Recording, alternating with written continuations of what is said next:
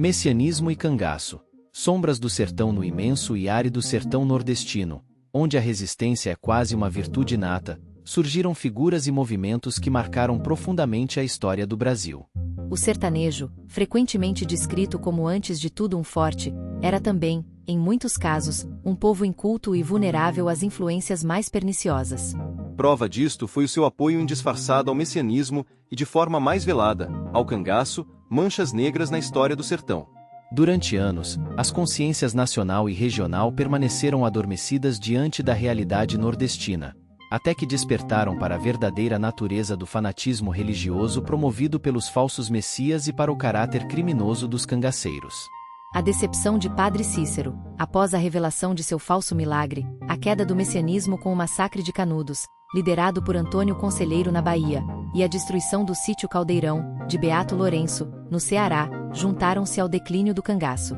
Esse declínio teve início em Mossoró, Rio Grande do Norte, onde Lampião, o rei do cangaço, e seu bando foram derrotados pela própria população, liderada pelo prefeito.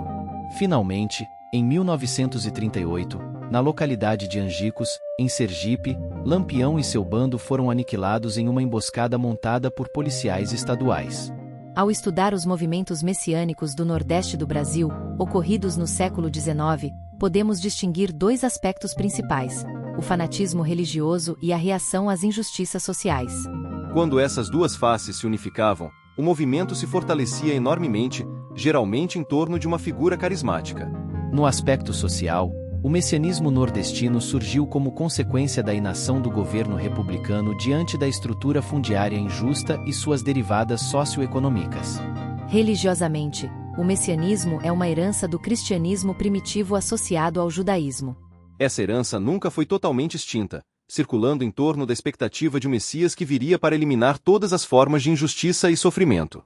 No sertão nordestino, esse messianismo, calcado na ignorância do povo e no egoísmo de líderes carismáticos, encontrou terreno fértil para prosperar.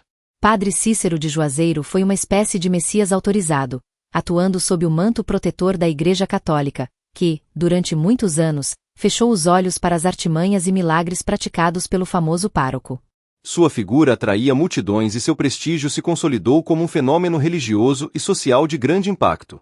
O cangaço, por sua vez, também surgiu como uma reação ao sistema opressivo do coronelismo de latifúndio. A palavra dos coronéis, donos das terras, tinha força de lei sobre os submissos habitantes da fazenda. Seus seguranças, os jagunços, executavam com presteza todas as ordens do chefe, inclusive matar. Havia, também, os meeiros, que tinham certa independência, desde que pagassem o arrendamento da terra que cultivavam com metade do que produziam. A classe menos favorecida era a dos moradores, composta em grande parte por ex-escravos e índios aculturados, vivendo semi-escravizados, trabalhando sem salário em troca de mínimo alimento para sobreviver. Vestiam roupas fora de uso, doadas por meeiros e habitantes da cidade, e tinham apenas o direito de dizer sim, senhor às ordens do coronel. Nesse ambiente, não tardou para que surgisse o cangaço como uma forma possível de reação.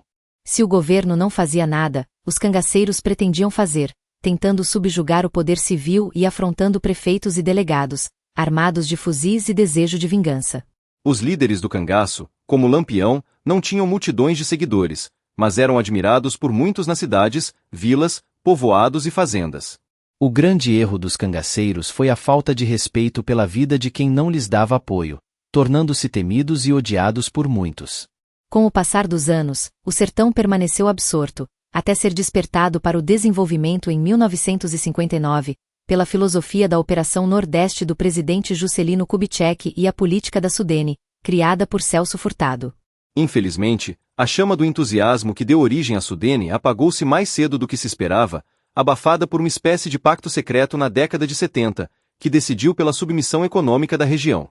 Além disso, a autarquia não foi administrada com a ética necessária, com interesses escusos, privilégios a grupos econômicos, concentração de recursos em Recife e Salvador, entre outras falcatruas que prejudicaram a boa marcha dos planos elaborados.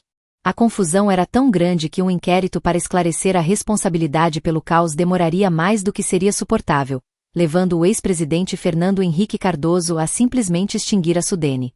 Assim, a história do sertão, marcada pelo messianismo e cangaço, revela um cenário de resistência e luta contra as adversidades impostas por um sistema opressor. Essas sombras do passado, embora dolorosas, fazem parte da identidade nordestina e são fundamentais para compreender a complexidade dessa região e seu povo.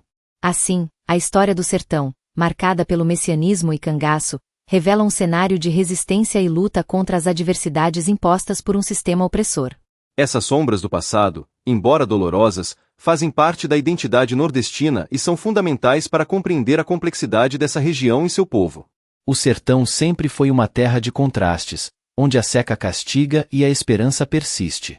No meio desse ambiente inóspito, figuras como o Padre Cícero e Lampião se destacaram, cada um à sua maneira, simbolizando as tensões e contradições da sociedade nordestina. Padre Cícero, com sua aura de santidade e milagres, oferecia uma espécie de consolo espiritual aos sertanejos. Suas pregações e ações caritativas ganhavam o coração das pessoas, que viam nele uma luz em meio às dificuldades. No entanto, a Igreja Católica, por muitos anos, olhou com desconfiança para suas práticas, até que não pôde mais ignorar os milagres que atraíam cada vez mais devotos. O fenômeno em torno de Padre Cícero era tão grande que Juazeiro do Norte, onde ele atuava, tornou-se um centro de peregrinação, mudando a dinâmica social e econômica da região. Por outro lado, Lampião e seu bando representavam a revolta armada contra a opressão dos coronéis e a injustiça social. O cangaço era uma resposta violenta ao abandono e à miséria que assolavam o sertão. Os cangaceiros, apesar de sua brutalidade, eram vistos por muitos como heróis que desafiavam o poder estabelecido e buscavam justiça por suas próprias mãos. As histórias de suas façanhas e a astúcia de Lampião em escapar das emboscadas da polícia se tornaram lendas, perpetuando sua memória no imaginário popular. A derrota definitiva de Lampião, em 1938, marcou o fim de uma era. A emboscada em Angicos, Sergipe, não só eliminou o líder do cangaço como também desestruturou o movimento, que já vinha enfraquecido por perseguições constantes. A morte de Lampião e de Maria Bonita, sua companheira, simbolizou o colapso de um sonho de justiça que, na prática, se transformou em mais violência e sofrimento para o povo sertanejo. Com a extinção do cangaço e a desilusão com o messianismo, o sertão enfrentou um longo período de estagnação. Foi apenas com a Operação Nordeste e a criação da Sudene, nos anos 50 e 60, que se vislumbrou uma nova esperança de desenvolvimento. Juscelino Kubitschek e Celso Furtado tentaram trazer uma mudança significativa para a região, investindo em infraestrutura e políticas de desenvolvimento regional. No entanto, os problemas estruturais e a corrupção minaram muitos dos esforços, deixando o sertão ainda à mercê das intempéries e da desigualdade. Hoje, o legado do messianismo e do cangaço é tema de estudos e debates. As cicatrizes deixadas por esses movimentos são profundas, mas também revelam a força e a resiliência do povo nordestino. A história do sertão é uma história de resistência e luta por justiça, em meio a adversidades que parecem insuperáveis. O messianismo e o cangaço, embora sombrios, são capítulos essenciais dessa narrativa, mostrando como a busca por esperança e justiça pode levar a extremos de fé e violência. Em última análise, a compreensão desses movimentos é fundamental para entender a alma do sertão e as aspirações de seu povo. Eles nos lembram que, mesmo nas circunstâncias mais difíceis, a luta por dignidade e justiça nunca cessa. O sertão, com sua rica história de sofrimento e resistência,